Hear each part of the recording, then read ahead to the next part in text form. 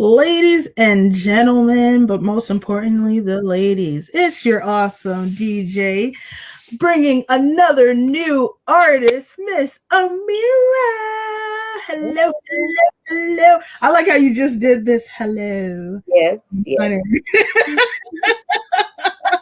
Because it's the queen herself, the only queen herself, Amira, art creator. How are you doing today?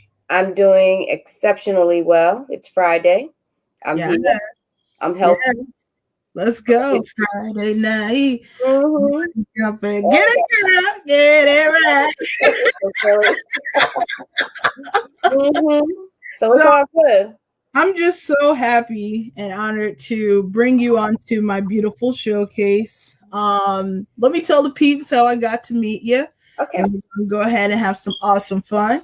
I got to meet Miss Amira actually because we did an exhibition together. That was 2000. Lord have mercy. That was 2019, Women's History Month as well. We both were honored at Above Art Studios, representing both of our art pieces for that month. Yeah. And that's how I got to really have my first connection with you through the artistry. I got to see your photography before I witnessed your poetry and such. And as time grew and eventually blossomed, the beautiful universe and just the beautiful God Himself just got us right back to connecting to each other and helping us to, pretty much grow and just rejuvenate with one another. Yes, ma'am. Yes, ma'am. So I was just so grateful and honored that I was like, duh, yeah, let's include Miss Amira herself into the Women's History Month and celebrate her and her artistry. So welcome Thank to you. this space. I finally got you in the spotlight. Thank you. It's all So good. listen, I know I can keep on rambling and keep on talking about how sweet you are, but I think the people got to know who in the world is Miss Amira. Who is Miss Amira? It's a mystery. So are you asking me to introduce or talk about myself at this point? Yeah, give us an awesome bio, a little short bio about yourself, like who you were before you became the artist that you are. Okay, so I'm basically the same person because I honestly believe that every gift that I currently have, I've always had. It was just like in different phases and stages, and it evolves each and every day into something new. And so tomorrow, I'm pretty certain that the me you see today will not be the me you see tomorrow. And I can't wait to find out what tomorrow will bring. But I am an educator. I work for the City of Newark Public Schools, by the way. I teach science and STEM and also social studies. Nice. I am the mother of five. I'm married, and that's been real. That whole experience. I am a photographer. I'm a writer. I'm a poet, and I'm also a published author. And I also have illustrated several books as well Nice. at this point. So, yeah, my most favorite thing in the world. Oh, I forgot I was a travel agent as well.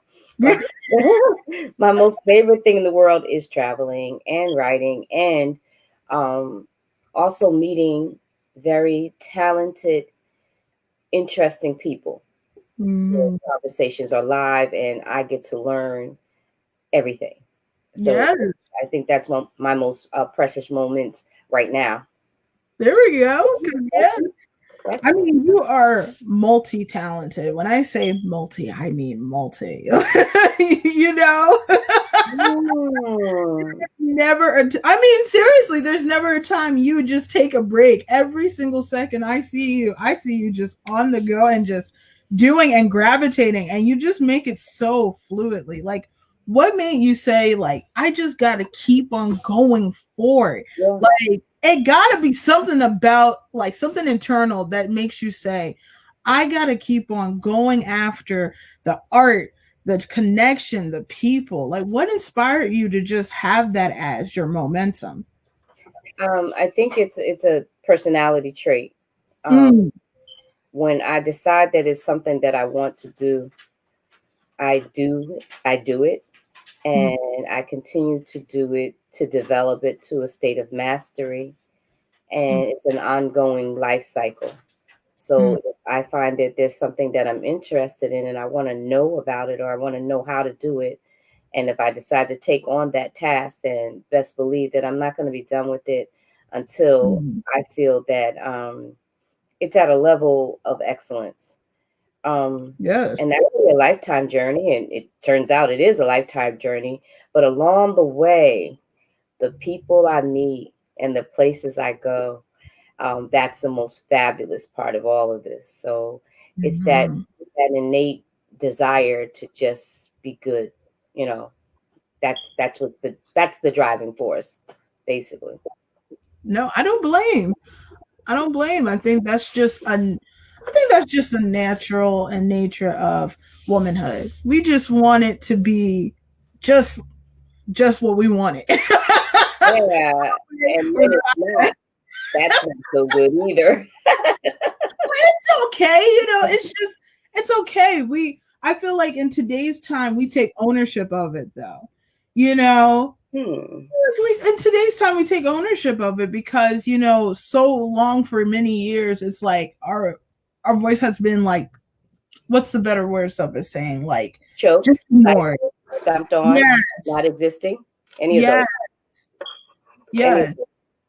And I feel like in this time period, it's like we're like taking it back. We're taking back that title of our own selves. And I love that expression, especially, the way that you bring out and choose your women through Women Speak. Well, not those. just Women Speak, but also just in general of all your beautiful interviews that you have. I mean, you co-host with James Ellerbe. What was like that process of working with James Ellerbe, finding people to speak out their voices, of bringing topics down from womanhood, men, empowerment, even down to mental health. Mhm. You guys have talked about almost every range Yeah. of topic. What was the process of that as well?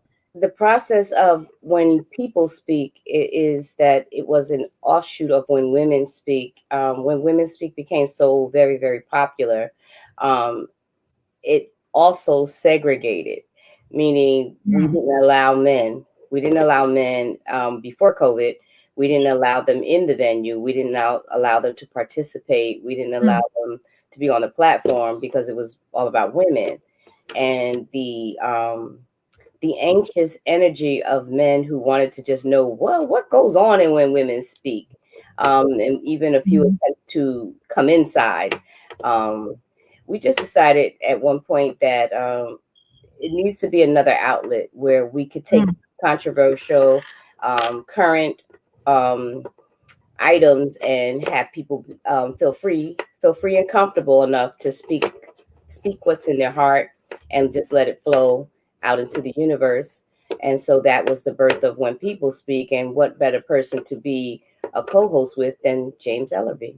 Yes. Yeah. So we kind of complement each other in that respect. Mm, He's real organized. I'm not.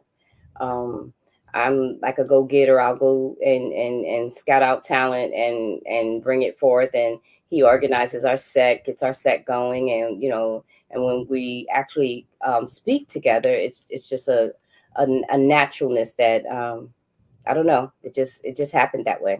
yes, you guys totally. I mean, you guys totally flow Yeah. just a union together. And I love the definitely seriously Tuesday.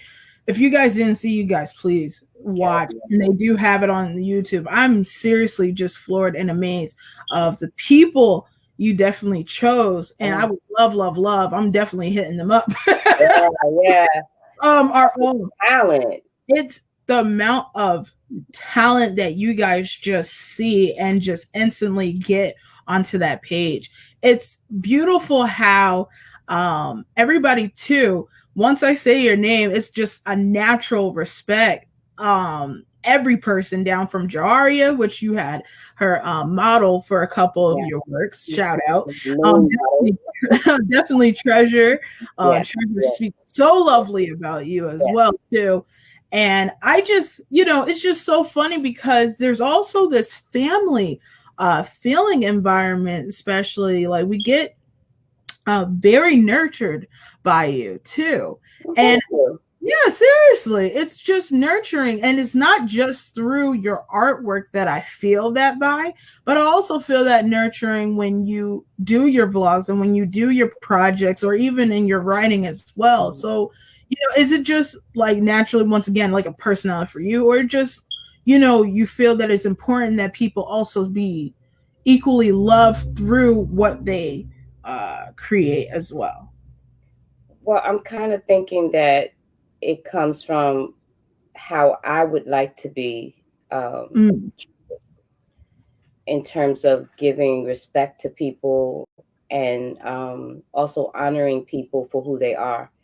mm, And in this world of poetry, especially and art, there are a lot of people who are not really that nice to up and coming, right? mm, And they're not putting that hand back to pull people up, and they don't make certain environments comfortable for people who are not sure if they've even found a place in poetry or art. mhm, Um, so both platforms, we strive to offer that to people where you can come a new poet, you can come an old poet, you can be a young poet, you can be quote unquote a weird poet, you could be a slam poet, you could be whatever and whoever you are, and it's okay.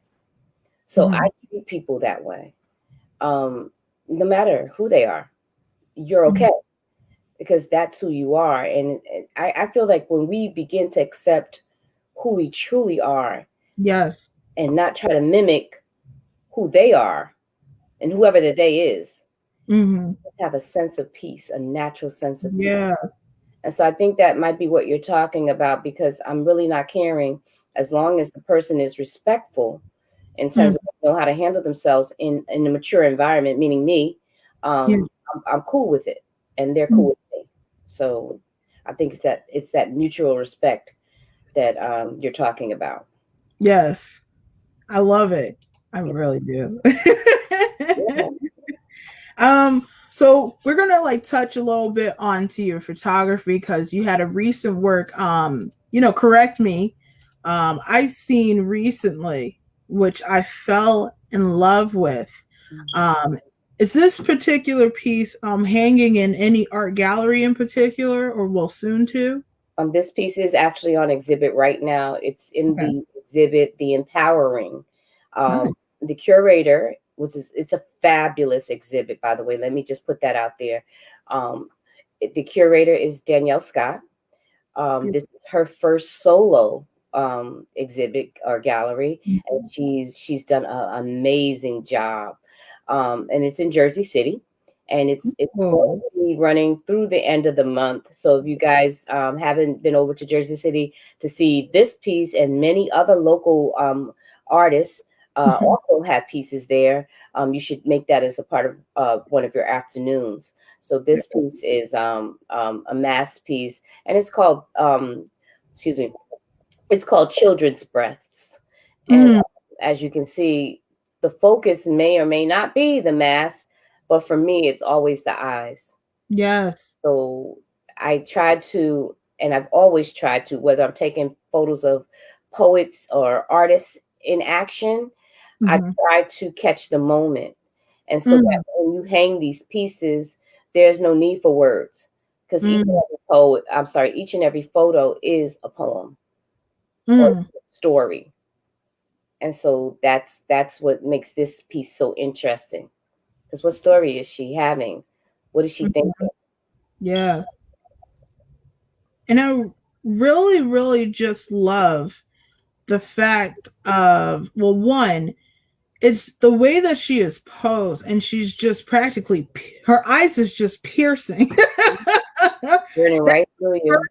It's the first thing you see before you see the mask. Yeah. And then, you know, my perspective was that what is, like, who is she truly behind that mask as well? I took it more so, you took it as like a metaphorical type of stance of how we hide who our true selves is, especially at a young age. That's what was my perspective. I felt like you use the mask as a form of really reaching out people to, you know, really expose who your true self within yourself, or are we really truly scared to show our true selves behind Sure. the mask? That was my perspective when I first saw this piece, because it's just how amazing how the eyes are just telling nothing but the truth, but the mask is hiding that truth. And that was my perspective. I mean, I go deep in everything, so Well, in this case, I think that you were not wrong in terms of going deep, because the piece, Mhm. that whole series, there are only two hanging in the empowering gallery, but there's a whole series of masks, Yeah. and they're different than normal pandemic mask pictures because of the piercing eye element, and they were selected for that collection due to the fact that the eye is telling you the true spirit of that person at that moment in time. Mhm. So like there's more than just the child breaths. Yeah. There's a couple of them. So yeah, I'm very happy with the way that those came out, and it's instinctive. It wasn't posed. Mhm. Those photos came over a period of time at various events over the past year, 2020. Yes. I'm gonna show them the second one. And Yeah, here is the second piece that you had posted onto your Facebook as well. yeah. Give us a little bit of detail about this piece as well. Okay, so this piece is also in the empowerment exhibit in Jersey City, curated by Danielle Scott once again. This is also the same concept as the little girl, except for what's his story? Mm. If you really look at, you know who this person is, correct? Mm. Very, very famous. Well, famous locally and maybe even nationally. But this is a person that you know. I'm not going to say his name. You'll figure it out sooner or later. But he's Really? carrying a lot of weight. He's carrying at that moment in time when this picture was shot. Um, it was reflective of the intense amount of weight that he solely Mhm. make decisions solely. And am I right? Am I wrong? You Mm. know, what's going to be the end results of all of this? You know, how many people are going to lose their lives? Um, Something has to be done. And it's a tremendous amount of weight that was on this individual's shoulders. And that's what I'm thinking he's thinking. And Mm. draw your own conclusion. Like some prayer somewhere, I hope I make the right choices. Mm. That's So, really deep.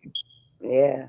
And But I feel like it's breathtaking when they're both together, yeah, because then it builds of a relationship yeah. between the two. And you know, was this inspired, you know, through the whole situations and circumstances due to the pandemic or such? Like, you know, was this an influence of, you know, currently, or did you already have this in mind? Like, what made you say, I need to have this piece be known and heard? Well, And none of my pieces, by the way, are by design, mhm, and none of what I do either. I need to mhm, say that it just seems like I find myself in these places, and so I know clearly that I'm being directed by a higher power, a higher source, because I don't make these decisions. yes. And the two individuals that were shot within the mass series, there's two separate incidences, two separate events, months Mm, apart. Yet what was captured was a thought deeper than surface in both mhm, both pieces. So it wasn't that I set out to do a collection of people wearing masks and what stories they told. It just unfolded that way. From the Mm. Black Lives Matter movement in Yeah. Washington D.C., Black Lives Matter Plaza, to the Black Lives Matter parades and speeches and gatherings in downtown Newark and other localities on the East Coast. These are a collection of people that I encountered. Mm. I love it. It's tough. It's tough. It is. It's scary, Mm-hmm. and it's at a time when people just didn't know Yeah. and have to make some really tough decisions. As I said, then we have the little girl. Like, what decisions does she have to make, and Mm-hmm. what parts of life is she having to put on the back burner? Mm-hmm. And I really wanted to get some of the 2020 graduates because we take it as a small thing, but with my own situation with my kids, my twins, Mm-hmm. they spent 4 years at a higher institute of learning, Mm-hmm. and usually the joy comes at the end when you get handed that diploma and you get to walk down somebody's aisle, but they don't get that. Yeah. There were no senior hoopla. There was Yeah. no I get to get crazy because I've done it. Yes. No celebration Yeah. throwing stuff out the dorm window. None of that. Mm-hmm. So I'd like to capture some of those faces as we go along into 2021 as well. Tell That's true. those stories. It's true. And I love that you predominantly focus on the stories, because not only that you capture that moment through your photography, but you also catch these moments too with your poetry. Yeah. I noticed that there are tones of, motherhood, Mhm. tones of definitely consequences of your decisions. I Mhm. noticed that commonly that you pretty much use your words as an illustration of the perspective of not just being a woman, but also being a person of color. I mean, a woman of color in particular, of when it comes down to Black Lives Matter or circumstances of police brutality. Mhm. Um, what made you want to speak onto the topics before you perform any of your lovely pieces? But what made you say my voice needs to be heard when it comes down to these circumstances that we're facing? Well, there were a couple of things. Being a public school teacher, you meet a lot of souls, children's souls, and they're often in situations, of course, um, not of their own doing, Hmm. having to face things that you and I have no idea. You Yeah. can't even fathom what they are seeing and dealing with at home as a child. Mm-hmm. And then they come to school in these quote unquote broken pieces. And we as teachers and school communities and whole communities outside of school, we kind of need to mesh together and provide that holistic nourishment and safety, like we had back in the day, which I think we stepped a little bit to the side of. But with me having to see this day in and day out, every single poem in the beginning was a poem about several children that I had known. So you might hear a poem and it may sound like it's of one individual person, but it was really a collection of different people Mm-hmm. and some of their trials and tribulations, and still being able to breathe, as my book says, breathe through concrete. Um, so that's where the stories originated. And then you kind of get into, like, I could tell a million of those stories. I could. But I don't want to be the poet that when I come up to the stage, you know that it's going to be about a child. And you Mm-hmm. also know that you probably have a hard time leaving dry-eyed because Mm-hmm. it's about a child and it's a hardship story most of the time. But that's what I was inclined to write about. Mm-hmm. And then when the whole pandemic opened, so we have more emotions, more feelings that need to be spoken about, and more truths that also need to be yelled about. And so the poetry now encompasses the moment, the activism, the health issues, um, Mm-hmm. living Black, being Black, and now outside of just being a Black child. I'm really, really stuck on the fact um, of, in terms of ethnicity, Mm. that struggle that mothers have with their male children, Mm. Black male children, that no other ethnicity ever has to deal with. And Mm. I'm, to this day, when they leave the house, we're afraid. Yeah. We're afraid that they're not going to come back. I don't think there's any other ethnicity that has that feeling, Mm-hmm. whether Yeah. it be crime in the neighborhood, or whether Mm-hmm. it the state of our country right now, and how they've always looked at Black male being super Mm. intensified right now. And Mm-hmm. so, yeah, so that's where the poetry, it kind of, it stemmed from that, and then it just boils and boils and boils, and it comes out on paper. So, Mm. yeah, people want you to write love poems. I don't have any love poems. Well, you do. You still do. It's a form of love of, a mother and a child. Yeah, That is love. That is it's passion, it's concern, and it's also care. That is a form of natural and love. Love doesn't always have to be, oh, I love you, you love yeah, me. yeah. Violets of Baby, blue. smile at me. Love, your form of love is just intimate when it comes to the bonding of, once again, that child, because once again, I may not understand today, but my time when I have that moment, I'm going to look back at your poems and be like, dang, now I really get it, Really get it. you know? It was like such a thing as, one day I was in this place, and there were like 10 of us at the table, and I kid you not, Yeah. it's a true story.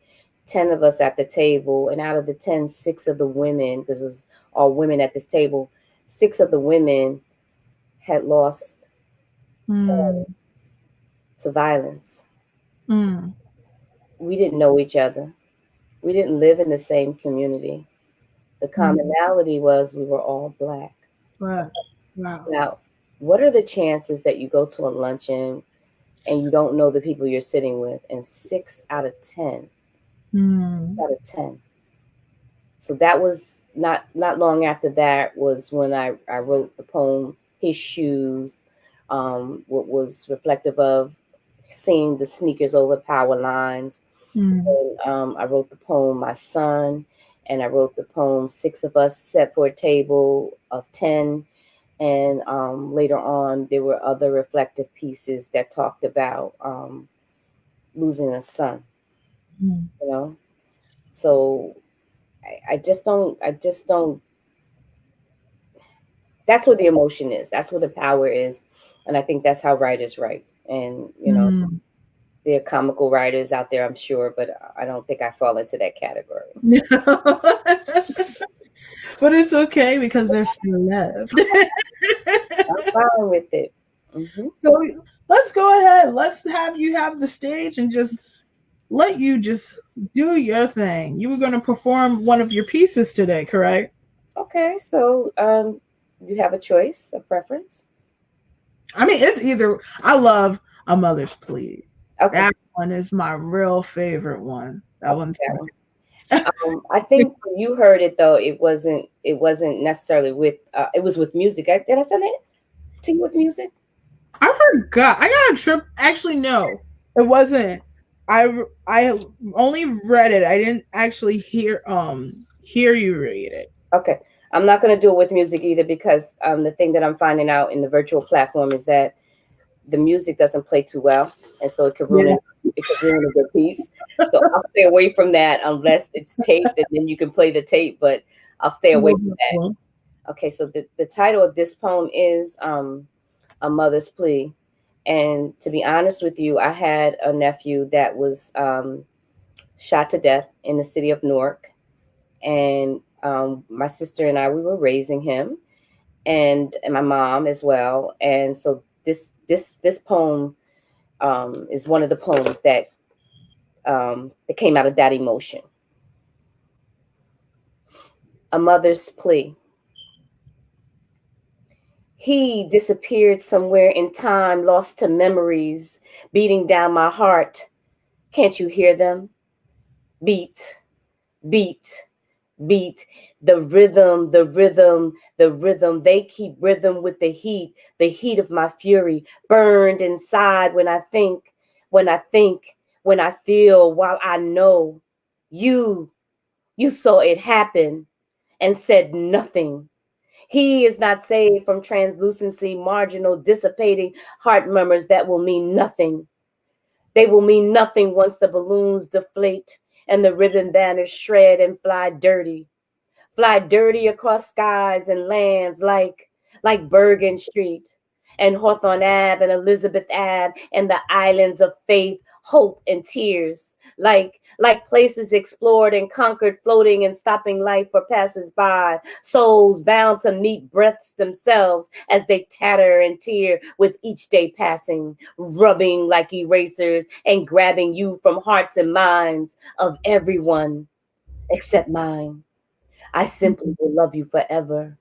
And this is longer than any memory, through salted tears which lead me dehydrated from life and deaths of the unlived, through the guilt I bear, knowing not if I could have saved you. Yes, I could have pulled back on your coattails as you were pained and pulled to answer the call of the night owls of corners, of corners which will soon be masqueraded and decorated shrines which invite others to join them. Come Where on. where we allow hanging candles of homies and mamas and friends which act like lighted tombs for the souls they grabbed and imprisoned, while tears and sadness and sneakers now soulless, void of people. I Mm. see shadows. I see shadows casted void of men, just shadows left behind. But we stare through cracks in our faces, which match the cracks on the grounds, bruised with liquid, some salty and clouded, others red and thick. Both are tears, though. Both are tears, though. Both are tears. And they will attend your funeral and wear white or red or blue colors. They will blend in like knotted lint balls on sweaters, hidden but seen until one flicker of a black light exposes them. The night, the night, the night will burn them like the reality they make barren mothers feel and scream out into the night for sons lost, and hate will scream for freedom and revenge. They Mm. hold hands of bloodlines like it's love and family, kissing foreheads and rubbing tears tattooed on cheeks. Just before eyes slanted soon to shut as well, but not limited to just being blood. Mm. Tested minds as they return to dust and dirt, stained with life and watered with mother's tears, wishing and praying for more time, screaming, praying for no more of this, leaving only short thoughts of how you used to and how you would be, and Mm. all wearing white tees in solidarity, except mom, her color be black, her Mm. initiation into her clan, her hazing be pain forever.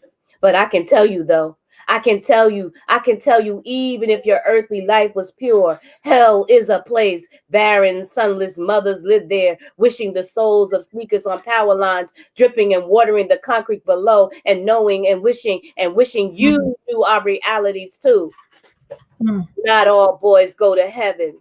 Some Mm. lie on streets waiting for words to speak and Mm. hands and feet to stomp out lunacy, the thinking, the woke, the knowing. All boys deserve life, and mother's plea, give us free.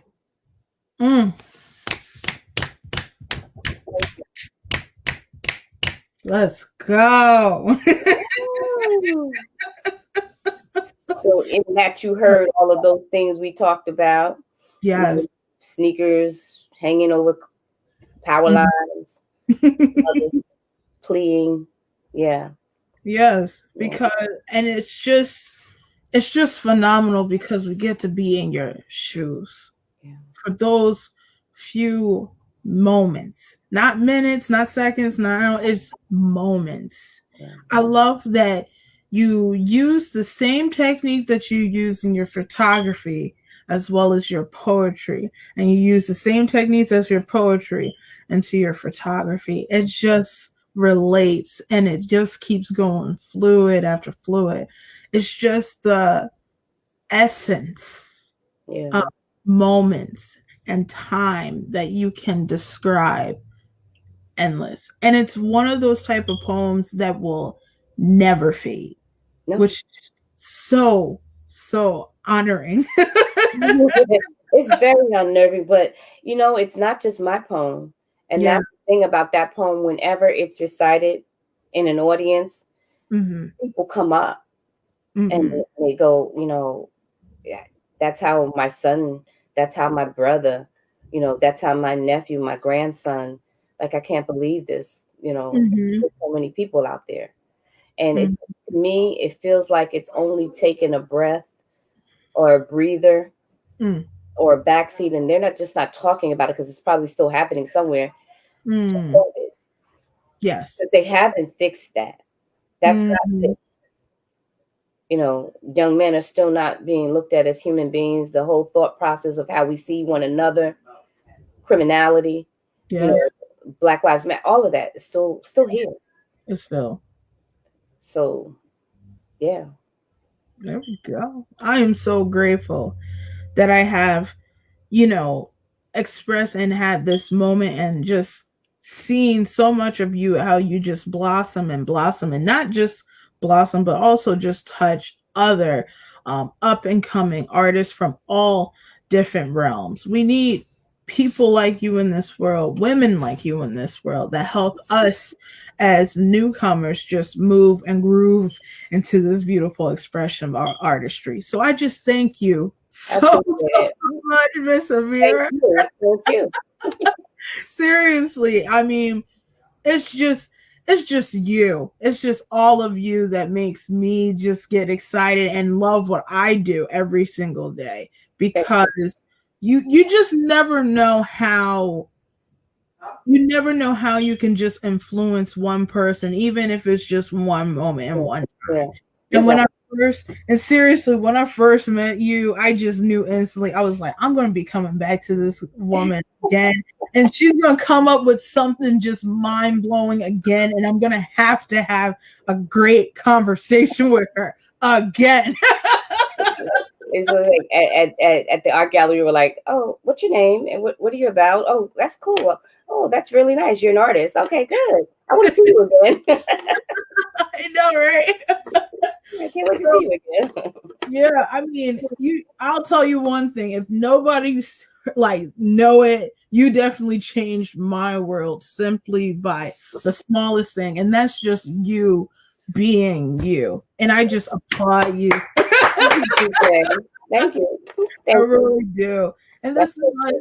this is my last question, Mhm. which I'm so sad, but this is my last question to you. How do you, Miss Amira, change the world through your beautiful art creations? How do you do it?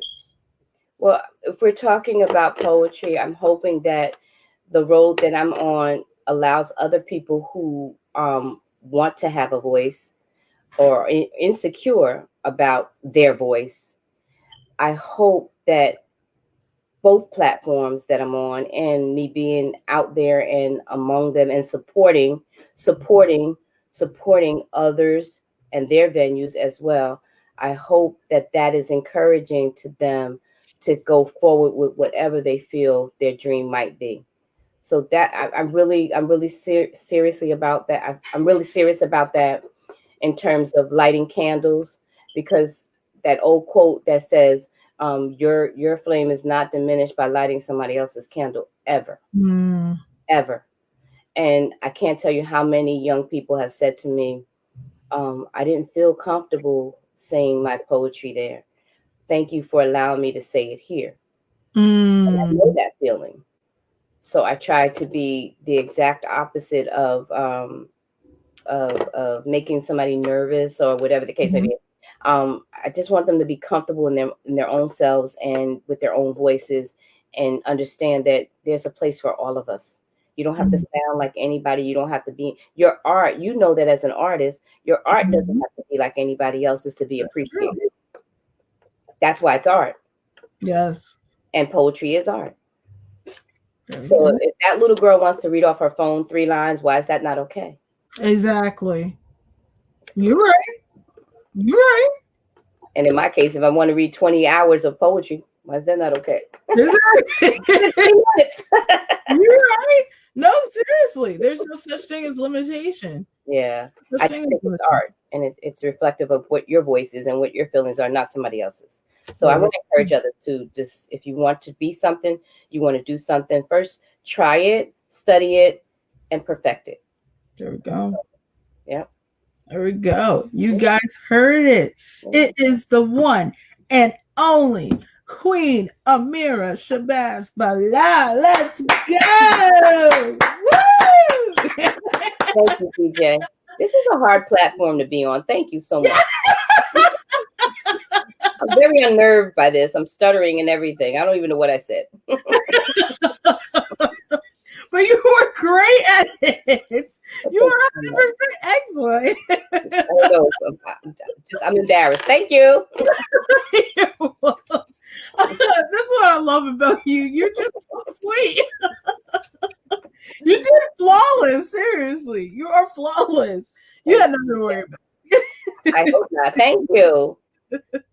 I'm just so happy. I'm so grateful. Once again, you guys definitely, if you want to see more or connect with her, follow and add her on her Facebook, Miss Ameerah Shabazz-Bilal. You can see all of her new content that she will be posting, down to her book, down to, oh, there we are. She got her book right there. I don't really want to show this one. I had my other book here. This one is my copy. But anyway, here we go. On Amazon, Breathing Through Concrete. I should go this way. Yeah. There we go. Concrete. All right. You can order that on Amazon, or you can hit me up in my inbox and I'll get you a signed copy. Exactly. So there we go. You can definitely hit up right there onto the spot. Please definitely just do what you guys do best. Just if you ever want some new type of twist of inspiration, just pick her brain. She's welcoming. She loves to talk. So while we're on the topic, yes, I do like to talk, and that's why I host When Women Speak. It's the third week of every month on a Tuesday, virtual. And then there's When People Speak, which is the last week of the month. And you can see that next Tuesday at 7, live streamed on Facebook. There we go. So it sounds like a plan, you guys. You know the deal. You know what time it is. It's that time. It's that time where we love one another. We hug one another safely, virtually, or whichever. But most importantly, we are going to do some art creations together. Shout out to the Miss Amira for coming live onto my page. I will be seeing you guys next week with another awesome artist. Bye. Appreciate you. Bye.